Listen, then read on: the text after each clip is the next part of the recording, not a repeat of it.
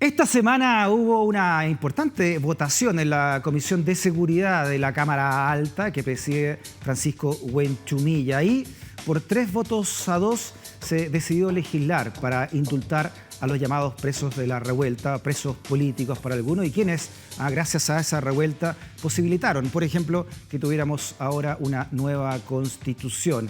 Así defendió su postura precisamente el senador Francisco Huenchumilla. Esta situación política en la cual hemos vivido tiene su origen en este estallido social que surgió de abajo, de la gente modesta y humilde de este país. Y entonces, ese es un proceso político. Y por lo tanto, lo que ahí sucedió, que es una cosa que es inherente a todas las sociedades humanas cuando hay un conflicto, es una situación política la que existe, y por lo tanto son presos políticos producto del estallido social y político que hubo en octubre. Muy bien, profundizamos sobre este y otros temas entonces con el senador Francisco Huenchumilla. Senador Huenchumilla, ¿cómo está? Bienvenido nuevamente a este escenario del poder. Abrazo grande hasta Temuco. Un gusto saludarte, encantado de estar con ustedes. Presos políticos, para usted se gana 3-2 esa comisión, la idea de legislar. ¿Por qué presos políticos? Para profundizar su punto de vista, senador. Porque toda esa gente que está procesada, sometida a prisión preventiva o en distintas fases procesales penales, es producto de un hecho político que ocurrió en Chile, cual fue el estallido social del 18 de octubre del 2019. Ese es el contexto. Y ese hecho político es el que genera el acuerdo de las fuerzas políticas del 15 de noviembre, que dio lugar a este proceso de convención constitucional para redactar la nueva constitución. Entonces, la causa de este hecho, de este escenario político que tenemos hoy día, viene del estallido social. Por eso que es un hecho político, así lo califico yo. Cuestión que por lo demás es una larga tradición milenaria en todas las sociedades. Esto del indulto no es nada nuevo, lo tenían ya los emperadores romanos, pasó a los reyes, hoy día pasa al Estado, en orden a que cuando hay situaciones excepcionales de conflicto social, los Estados buscan la paz social. Ese es el precio que se paga por dar un salto adelante en otro escenario. Entonces, lo que se busca es la paz social. Ese es el sentido, digamos, de los indultos o de las amnistías. ¿Cómo sigue esto? ¿Cuál es el trámite entonces que una vez que se fue aprobado ahí? Bueno, ahora pasa a la Comisión de Constitución del Senado, donde se van a ver los aspectos particulares. Entonces ahí se va a ver el artículo, el inciso, las palabras, los delitos, las distintas situaciones en que se encuentran las personas. Vamos, diríamos, a la sintonía fina del proyecto en esa comisión. Ya, ojalá sea un trámite largo, senador Huenchumilla, porque ya son personas, y sobre todo jóvenes, ¿no?, que ya llevan varios meses, hasta un año, ¿no?, hay detenidos, ¿no? Claro, efectivamente. En esa comisión que se especializa en las materias jurídicas del Senado, es donde se va, digamos, a definir el futuro del proyecto, en definitiva. Porque acá en la Comisión de Seguridad aprobamos la idea de legislar, pero los detalles del articulado mismo se van a definir en la Comisión de Constitución. Ese es el trabajo de esa comisión. Perfecto. O sea, ¿y cómo están las cosas ahí en esa comisión? Porque aquí se ganó 3-2, estuvo ahí. Bueno, esa comisión está conformada por 3 senadores de oposición, 2 senadores de gobierno. La preside el senador Araya y la integra el senador Durresti, y yo también formo parte de esa comisión de Constitución. Estarían entonces los 3 votos, ¿no? Durresti, Partido Socialista, el otro senador independiente, digamos, pero también de oposición, ¿no? También de oposición el senador Araya. Así que vamos a ver, el presidente es el que lleva la iniciativa en todas las comisiones, y entonces ahí tendremos que ver, digamos, cómo plantea el tema el presidente de nuestra comisión de Constitución en este caso. Sí, uno de los candidatos de la derecha, Joaquín Lavín, ¿no?, muy en sintonía también con los senadores Kast y Moreira, que votaron en contra de esto, señalaba que eran saqueadores, ¿no? Los que ustedes querían dejar en libertad.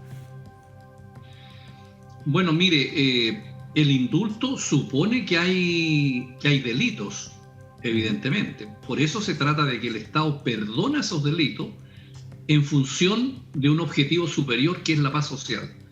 Si en Chile entramos en un proceso de redactar nuevas reglas del juego, en este caso la Constitución, lo lógico sería que tuviéramos una mirada trascendental a los hechos y entendiéramos, el mundo político digo yo, de que el estallido social fue un hito en la historia de Chile, como hubo muchos conflictos en el pasado, tanto en el siglo XIX como en el siglo XX, y entonces se trata de buscar que entremos a un escenario distinto en la sociedad chilena, y por eso que el interés superior hace que lo que prime sea la paz social, porque efectivamente los indultos y las amnistías se refieren a delitos, no se refieren simplemente a protestas.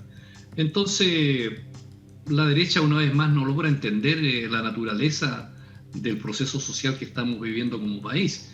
Y por eso le ha ido mal, por eso perdió, por eso la gente lo castigó, porque no está a la altura de los tiempos, digamos, la derecha. Bueno, y algunos partidos tradicionales de la centroizquierda también, digamos. Sí, eso le iba a preguntar también, aprovechar de hablar con usted, Francisco, usted que lleva tantos años también en la democracia cristiana y tantos años también en política, ¿no? ¿Cómo lee lo que ocurrió con esta votación para la Asamblea Constituyente o Convención Constitucional y lo mal que le fue a los llamados partidos de la exconcertación? Mira, yo creo que lo más trascendental de este proceso que hemos vivido este año, electoral me refiero, era la elección de convencionales, porque se trata de que por primera vez en Chile podamos redactar una constitución mediante el procedimiento de la soberanía popular.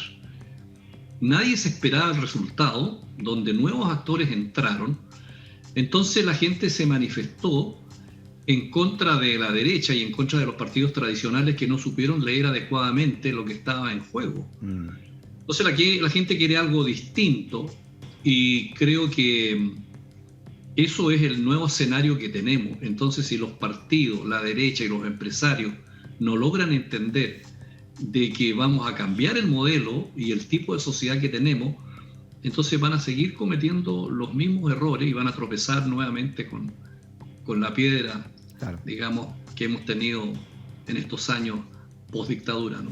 Y entre esos partidos, el suyo, ¿no? Muy castigado, va a tener un solo constituyente, que era hasta entonces el presidente del partido, Fuad Chahín, y otro independiente en cupo de DC. Claro, lo que sucede con la DC es algo bastante especial porque es un partido que tiene posicionamiento territorial y por eso que sacó un resultado bastante decente, yo diría, en materia de concejales, alcaldes, incluso gobernadores. Pero el déficit que tiene es cuál es su perfil político, cuál es el posicionamiento de la DC hoy día en el siglo XXI, qué representa. Es un partido con posturas equívocas, donde no está claro qué es lo que piensa o quiere del país la DC. Entonces, en ese perfilamiento fue donde la gente simplemente lo castigó, donde se llevaron candidatos muy representativos de lo que es el establishment demócrata cristiano tradicional, con personas que pueden ser muy honorables desde el punto de vista humano y personal, pero que políticamente están en el pasado. ¿A quién se refiere puntualmente? Me refiero fundamentalmente a los candidatos que fueron en los distritos de la región metropolitana. Entonces, pero, perdón, bueno, para entenderlo bien, que por ejemplo René Cortázar o Jorge Correa. Por ejemplo, yo no quiero personalizar con nadie porque lo mío es un análisis político, no es una cuestión personal. Se tradujo en que muchos de esos candidatos recibieron, digamos, enormes cantidades de plata de la derecha y de los grupos económicos. La pregunta es por qué los grupos económicos deberían darle plata a los candidatos demócratas cristianos. ¿Por qué? Buena pregunta, ¿no?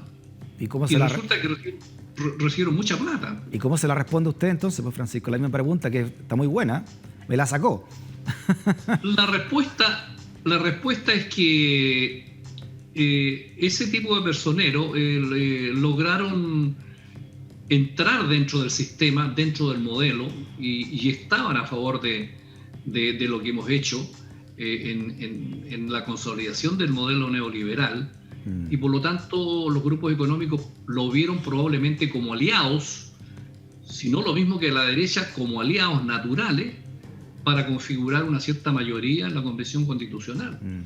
Y entonces colocaron los huevos en esas canastas, y bueno, y resultó en un fracaso, en una falta de visión política respecto de las clases dirigentes, en este caso del mundo de la economía, y entonces siguen cometiendo los mismos errores, no darse cuenta que el país cambió. Entonces, bueno, ahí están los resultados. Entonces yo creo que la ADC, con ese perfil de candidato, bueno, cometió los errores y sacó un candidato, porque el otro, de Curicó, Cristian Viera, es un distinguido profesor de Derecho Constitucional de Valparaíso, a quien conocemos mucho nosotros en el Senado, porque normalmente él va a nuestras comisiones, sobre todo de Constitución, donde nos ilustra con su sabiduría de profesor, y un hombre progresista, un hombre muy cercano a Jaime Baza y a otros profesores que trabajan en eso. Entonces, a Carlos Gajardo también. En el fondo sacamos, claro, Carlos Gajardo, en el fondo sacamos un concejal químicamente demócrata cristiano. Oiga, un concejal químicamente demócrata cristiano y el expresidente. Un convencional, perdón.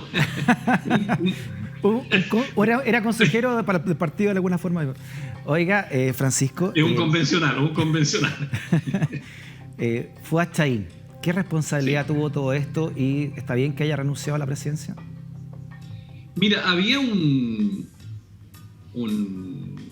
una tradición en la DC antiguamente, que cada vez que había un hecho, una elección donde había una derrota, un fracaso, que las directivas daban un paso al costado. Y eso es lo que tendría que haber sucedido. Entonces, esto no es nada personal. Nada personal. Esto es como El Padrino, la película, ¿no? Nada es personal. Él se lo tomó muy a la personal, ¿no? Cuando presenta la renuncia y dice que prácticamente le hicieron una encerrona y apunta directamente también a Yasna Proboste, ¿no? A la senadora Yasna Proboste, de esto. Claro, por supuesto. Esto no es nada personal. Sifate es una persona joven que todavía tiene mucho carrete por delante. Puede ser parlamentario, en fin. No, de tal manera que tiene que tomarlo con tranquilidad. ¿Ya? Son cosas de la política, como diría don Patricio Elwin, y no es nada personal. Hay una película que dice no es nada personal, son solo negocios. Claro. Una película muy conocida que tiene esta música de fondo. No sé si usted ha visto. Sí, pues. Esa misma, pues. Son solo negocios, Fuad, no te enojes tanto. Oiga, pero... Oye, esa es una gran película en realidad, y que creo que todos los políticos deberían verla, digamos que.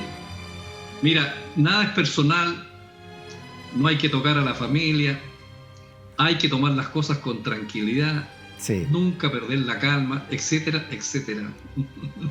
Oiga, a propósito de nada personal, pucha que están malas las relaciones ahora en lo que era esta unión de la exconcertación. Por un lado,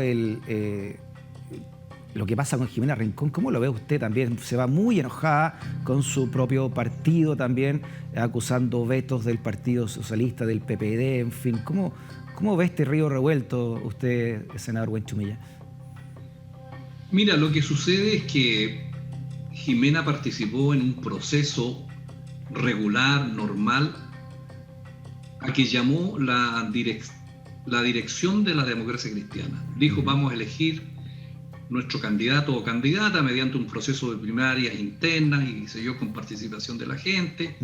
Se inscribió con Alberto Undurraga, hizo el proceso, trabajó, recorrió el país, ganó. Sí.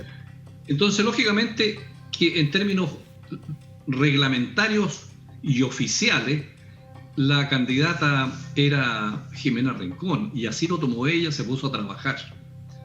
Pero como es la vida y como es la política, surgió por el lado otra actora política al posicionarse debidamente en la presidencia del Senado y generar en consecuencia un cierto terremoto en ese cuadro que venía conforme al reglamento de la DC. Entonces, una cosa es lo jurídico, conforme al cual Jimena era candidata, proclamada oficialmente, y otra cosa son los hechos políticos que vienen a cambiar eso. Entonces, nuevamente, claro, eso afecta probablemente mucho a las personas, ¿ya? Donde han puesto toda su energía y sus objetivos personales y políticos en el proceso. Ya, entonces, desde el punto de vista humano es muy comprensible, digamos, lo que ha vivido Jimena en este proceso. Ya, pero desde el punto de vista político, esta irrupción que usted habla de Jasna Proboste, ¿hacía entonces que la candidatura se hiciera inviable de Jimena Rincón? Yo no sé si se hacía inviable, pero en la medida que las famosas encuestas, en la cual yo no creo mucho, digamos, hacían que apareciera no despegando, y surge Jasna que irrumpe y rápidamente se posiciona. Bueno, ese es un hecho de la causa que uno tiene que tomar en cuenta, y uno como político tiene que ser frío y analizarlo en su realidad y en su mérito mismo, y aceptar la realidad. Así es la política. Mira, aquí hubo un estallido social que vino primero y después vino la crisis sanitaria. La crisis sanitaria me obligó a mí, por ejemplo, a confinarme por razones de mi edad y de mi estado de salud, de cuidarme. Y bueno, yo acepté eso y por lo tanto no aspiré a nada de lo que podría haber aspirado siendo senador en la bancada, ¿no? Claro. De haber dicho, mira, puedo ser presidente del Senado, ¿por qué no? Puedo ser candidato, muchos me pidieron que lo hiciera. Pero uno acepta la realidad. Yo acepto que esto es así y hoy día estamos, digamos, con este proceso y que tendrá que definirse. Su llamado, disculpe, senador, su llamado entonces a que Jimena Rincón acepte esta realidad. Mire, mi llamado es que cuando hay hechos políticos uno tiene que aceptarlos como son. Lo importante es que se aplique un viejo dicho latino que yo siempre aplico y que creo que en este programa contigo lo he dicho en otra oportunidad. No ha dado clases de latino usted acá en el programa. Claro, que es muy sencillo pero muy sabio, que dice suaviter in modo, fortiter in re. O sea, tú tienes que tener suavidad en los modos, exacto, en los procedimientos, en la forma como te relacionas, pero eso no tiene nada que decir con la firmeza de tus convicciones. O sea, tú puedes ser muy caballero, pero muy firme en lo que sostiene. Entonces la política hay que aceptarla como es, entenderse, no ofenderse, buscar una salida, conversar, dialogar y aceptar la realidad. Y a partir de ahí, bueno, trabajar en lo que corresponde, en cambiar las realidades malas. Pero cuando ya no se puede, tú tienes que aceptar la vida. Le voy a pedir que me mande por WhatsApp esa frase en latín, está muy buena, ¿eh? Suave en los modos, fuerte en las convicciones. En resumen, ¿no? Oiga. No, eso es, eso es, ¿te fijas tú?